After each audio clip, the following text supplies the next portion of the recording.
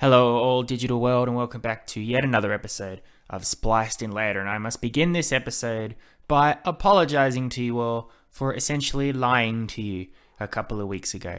I know when I finished up my talk about the revival era of Disney, I said, and I'll be back next week to talk about the Avengers and Marvel and all of that stuff. And then the next week rolled around and nothing happened. Well, the answer to that question, for all one of you that were wondering, is that I just ran out of time for my podcast domain. Everybody, when they put up their podcast, they have a domain that houses all their episodes, and you got to pay for a certain amount of allocated time. I think, at least that's the one I'm using, and it's a pretty good one. I'd recommend it. Buzzsprout, if you are ever looking to start a podcast. But I pay for 3 hours worth of content, and because there was so much to get through all of the end of last year, and it's a month-by-month basis. I had so many movies to review: Spider-Man, Matrix, French Dispatch, Kingsman. I had my top 10 movies of 2021. I had to try and put in some regular episodes there as well. It just got to a point where I only had about 12 minutes left, and I didn't think 12 minutes was enough time to talk about the Avengers, so I just let it go. And I have to apologize again in advance, because after this week's episode, and hopefully another episode at the end of the week for another movie review, but we'll see how we go, I will be gone again for another week, this time to go on a holiday. I'm very excited about that. It has been over 2 years since I've been able to go somewhere just for the hell of it, just to take some time out. It's been a very stressful couple of years, as we all know, so as much as I feel bad for not being able to bring you a weekly episode, I've gotten over it, and I'm sure you all will too. And I promise that after that I will be back the next week, hopefully for 2 more episodes, because I want to try and review Moonfall and Death on the Nile, which Death on the Nile is one of the most anticipated movies of the year for me. So there will be good episodes coming in the weeks to come, just not next week. Alright, now that that's out of the way, and again I have to apologize in advance if you hear purring or scratching. Allie, my cat, is nibbling on my microphone and microphone cord as we speak, but she's too cute for me to tell her to bugger off, so we'll all have to deal with that together. But today we are continuing our most recurring episode series here on Spliced In Later, which is talking about the Marvel Cinematic Universe. Yes, regular listeners, you all know this is a favorite of mine. I'm a huge fan of the franchise, the universe as a whole, because I think it's very impressive what they've done to create such a big world, and it's also fun to watch that world continue to grow and expand. And now that they've achieved their goal of telling the Infinity Saga, this is more an observation of what comes next. Can they keep the train running? And some hits, some misses, but overall, still great stuff. And apart from every time a new Marvel Cinematic Universe product comes out, 2021 was a big year for Disney Plus shows. We had all of that stuff, plus 4 movies. So I've been reviewing them as they came out. I've also, every now and then, gone back to when it all began and gone through the early days of the MCU and talked about those movies and why I like them and what makes them good and pinnacle and all of that stuff as well. So we've been through the first 5, Iron Man, The Incredible Hulk, Iron Man 2, Thor, and Captain America, the First Avenger. And we are finally here to talk about the movie that capped off Phase 1 of the Marvel Cinematic Universe, the true test, the true golden geese who laid the golden egg, however that phrase goes, the movie that made it possible for the Marvel Cinematic Universe to be successful and to continue to grow and expand from that point on. We are today talking about The Avengers, released in 2012, the first official team-up of the MCU, starring Iron Man, Captain America, Hulk, Thor, Black Widow, and Hawkeye, the 6 original Avengers who face off against Loki and an alien race called the Chitauri for the fate of Earth itself. Now, The Avengers is not just one of my most favorite Marvel Cinematic Universe films, it's probably one of my most favorite films of all time. And I will say that knowing full well that it's bias. It's basically a wet dream for somebody who likes movies where characters from other franchises band together. But it's also not biased, because it is also a well-made and well-thought-out movie that went through a lot of planning to get through it was, and relied heavily on everybody involved to just make it a good and likable movie. And I can say, yeah, I like The Avengers, but clearly everybody else did, because here we are, 27 films into the Marvel Cinematic Universe and 5 TV shows with no end in sight. So I think I am in the group that agrees with that statement the most. Basically, though, if you don't know what I'm talking about, okay, I'll give you a brief recap. The Avengers is the culmination of the previous Marvel films before that had starred Iron Man, Hulk, Captain America, and Thor. It is the team-up movie. It brought characters from all of those franchises together into one story. The story is very simple. Thor's brother Loki comes to Earth through a portal with a powerful scepter and looking for a powerful cube, and he's going to use those things to open a portal above New York City, and an alien race is going to come through and decimate the planet. Why? We don't know. Loki's just being Loki, I guess. More on that later.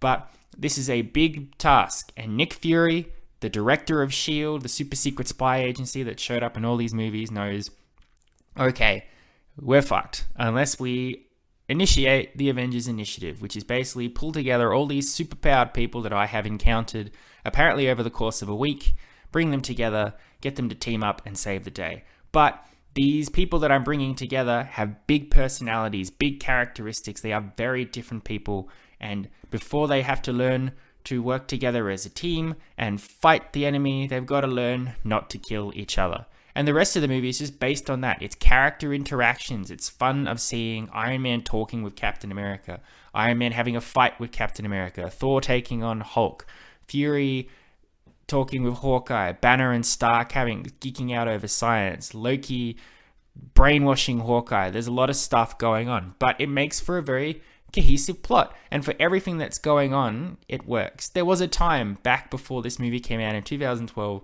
where this idea seemed ludicrous or a pipe dream. The idea that you could bring in characters from other franchises into a movie and have it work, have it be seamless, have it work for everybody who sees the movie, whether they've seen all the movies in the past or are only just catching the Avengers, and for everybody to still have a great time watching it. In the past, there have been team-ups of other franchises. Well, not really team-ups, I believe more face-offs. You've got your Aliens versus Predator and Freddy versus Jason. But I don't know, I haven't seen all of those movies because they're not really in my wheelhouse. But from what I gather, the reception for them has relatively been mixed or indifferent or disappointed. I guess because looking into the Alien versus Predator film specifically, one franchise creature will win out over the other in terms of direction and attention, or it'll be lambasted with all this other stuff that no one really cares about, like the human stories. People just want to see the alien fight the Predator, and they don't get that until like 2 or 3 times in the course of a 2-hour movie. So yeah, you're not just going to get those people who are just going to see a movie. You're going to get those people who are diehard Iron Man fans, who want Iron Man to be respected. Same for Captain America, same for Thor, all of that stuff as well. You have to make everybody happy, yet somehow also make a good movie. And with that monumental task of somehow opening the door for other possibilities. This movie could have crashed and burned, and that would have been it for the Marvel Cinematic Universe. But it was well shot. It was well acted, it was great action, all of that stuff, and basically everybody behind the studios, specifically Marvel Studios, went, okay, our experiment is complete. Now we are our own film company, we've put out all our other movies, we mainly focused on them being their own independent franchises with little clues here and there that it could be connected to a much larger world. The Avengers has proven that we can do that and then bring everybody together, and it works. Now we have to expand. Now we have to go bigger. We have to keep on our other franchises, but we have to add in new characters. We have to make the connections bigger because people will start going to these movies for the connections, so they need to be in there more frequently. In my opinion, it's getting a little out of hand, but I understand the appeal. Now, I got to go over a few things about why this movie is fantastic. I do want to get out of the way though. This movie is directed by Joss Whedon. I'm going to say on the record that Joss Whedon is a piece of shit. He's a terrible human being. And I'm very upset that a lot of the things that I like have his name on it. So I don't want to talk about Joss Whedon any more than I have to. I will say he did a good job at directing the movie, as he does a good job at directing a lot of things he's done, like Firefly and some other things. Man, I'm forgetting everything else Joss Whedon has ever done. Anyway, who cares? It sounds like he's a terrible person to work with on set. I've never heard about the situation on the Avengers set. There's not been any stories come out about that.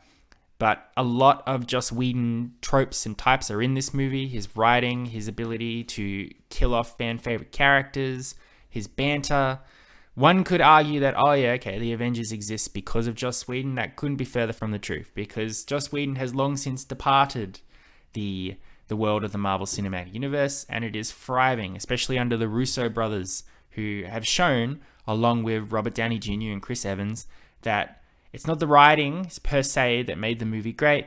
It was the actors delivering the lines. It was their natural chemistry and their ability to banter off one another. So Joss Whedon, thanks for directing the Avengers. I guess thanks for directing Age of Ultron, but probably not. We'll get to that when we get to that.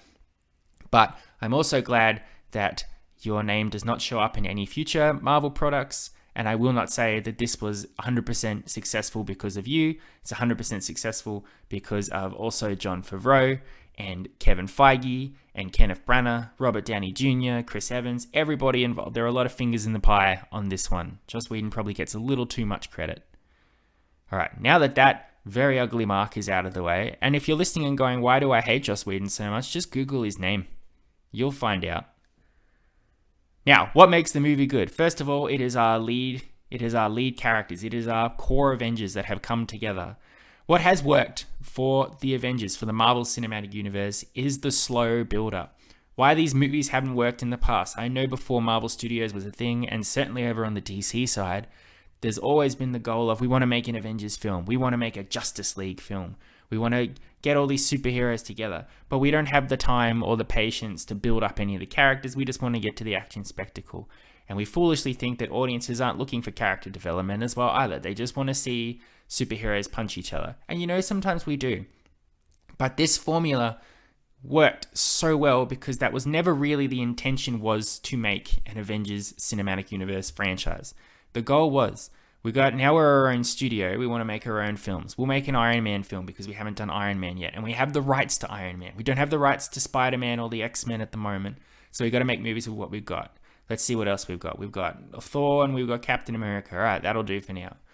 But we'll just focus on Iron Man first. And we'll team up with the Incredible Hulk people as well. And all we'll do is we'll focus on their origin stories. And for fun, we'll throw Samuel L. Jackson as Nick Fury in Iron Man. We'll throw Robert Downey Jr. as Tony Stark in the Incredible Hulk.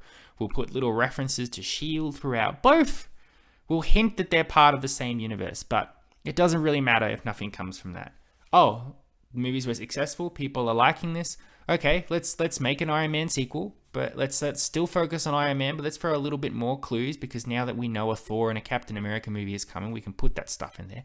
Okay, it's working. All right, Thor and Captain America, we'll put those out, but now we got to focus on this Avengers film.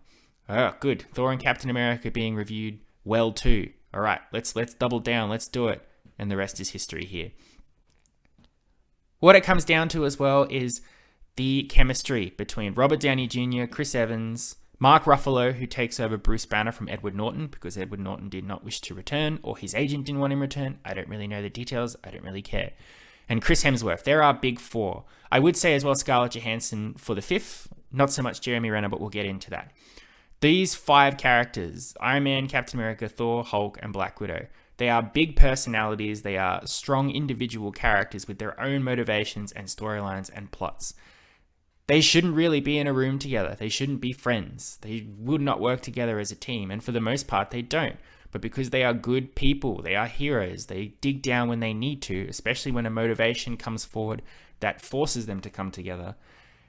And they make for a great team. But while we wait for that, while we wait the full 2 hours and 10 minutes before the actual battle with the Avengers kicks off, you get lots of character moments, witty banter, character development, talking about each other's films, their different origin stories, the way they approach being a hero.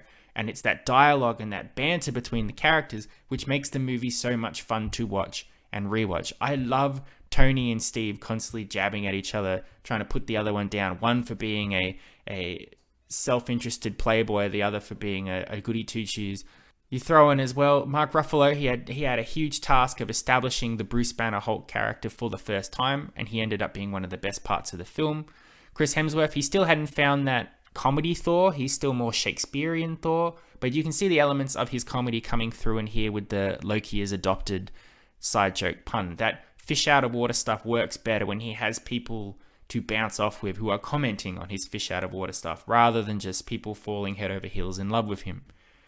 And then you've got Scarlett Johansson, who annoyingly, this is still the trend from Iron Man 2. There's a lot of shots of her from the back end, if you know what I mean. There's more, hey, look, it's our sexy female member.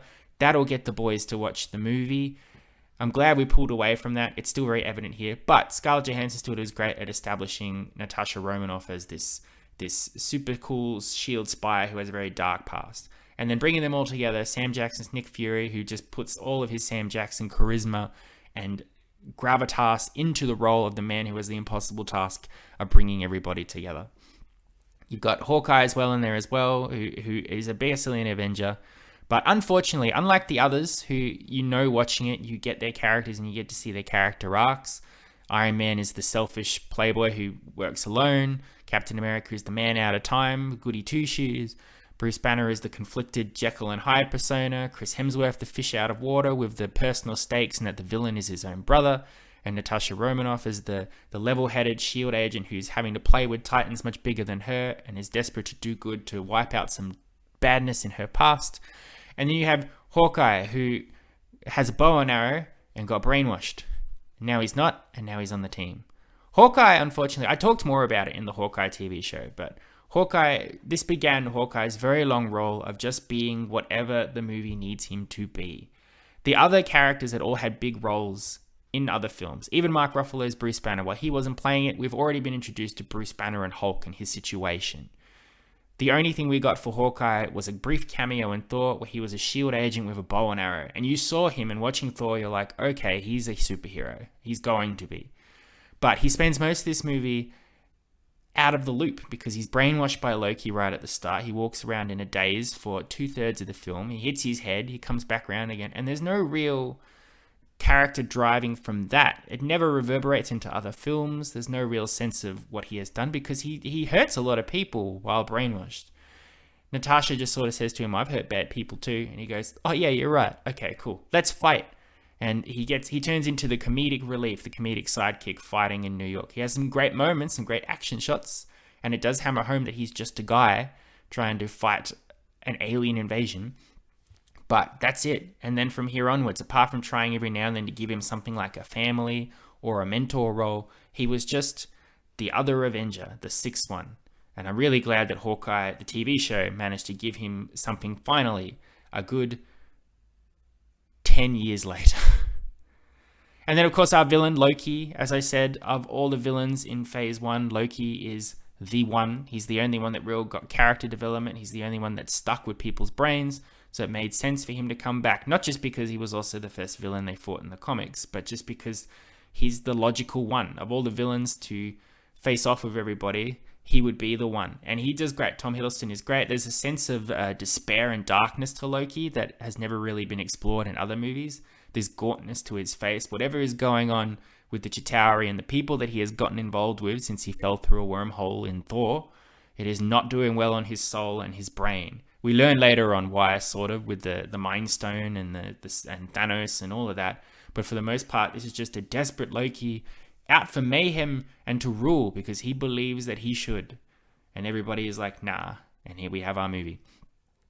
You even got your side characters like Agent Coulson. Agent Coulson is the everyman who's been in all the other films, so it made sense for him to be here too. And he has a very pivotal role to the film as well. So much so that it absolutely gutted me when it happened, but I understood it from a story point, and it was really great to see that led to stuff for the Avengers, and to a point where I was wary when they said, Coulson's coming back for the Agents of S.H.I.E.L.D. TV show. I went, no way, Coulson's story is done, you can't.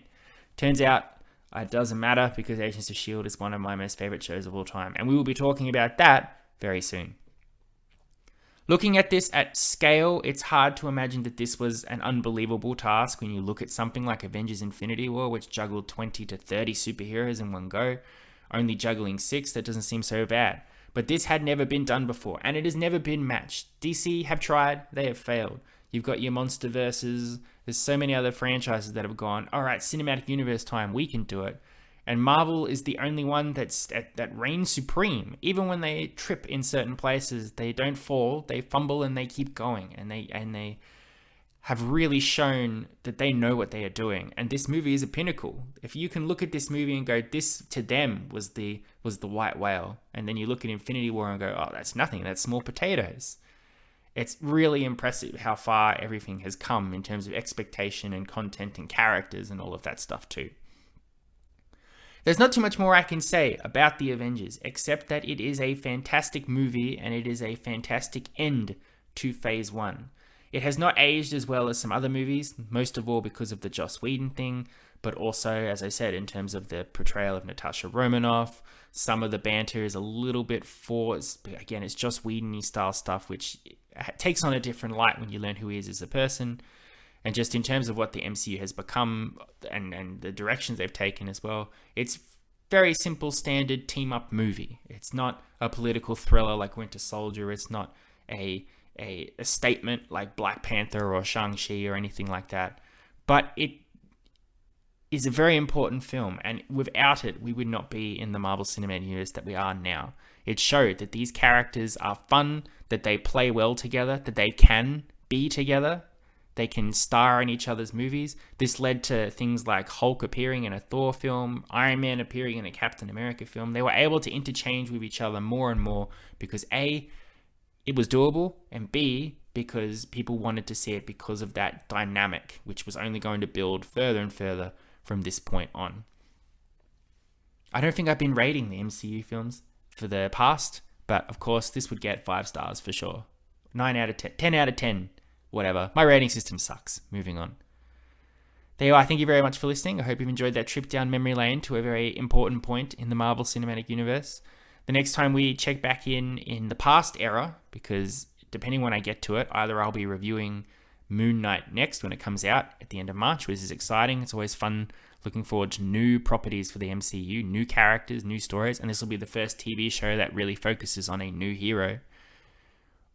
But if I get to it before that point, then we'll be talking about Iron Man 3, the first film of the Phase 2 of Marvel Cinematic Universe, which, boy oh boy, does that have a stigma for certain things, certain twists and turns, which I'll enjoy talking about. Otherwise, I hopefully will be back later this week to, for some reason, review Ice Age 6. Because why the hell not? Until then, I love and appreciate you as always. Stay safe, stay kind to one another, and I will catch you very soon, hopefully. You've been spliced in later. Adios, muchachos. I'll catch you next time.